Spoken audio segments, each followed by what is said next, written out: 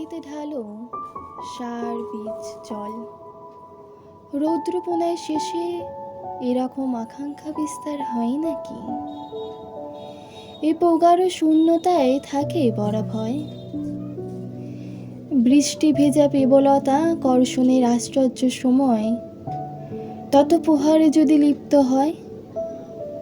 অগ্নিগোলক দেখায় সূর্যের ধাঁধা, তাহলে আবার গোধূলিতে ফাটা খুলি ব্যক্তহার দেখিয়ে কি লাভ? ধূলি তো ফসিল হতে পারে, তবু আকাঙ্ক্ষা ফসিল হলে কি জীবন চলে?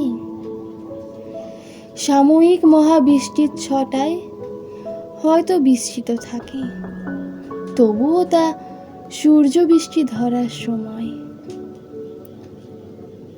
জীবন গোধূলি নয়, গোধূলি জীবনে আসে যায়।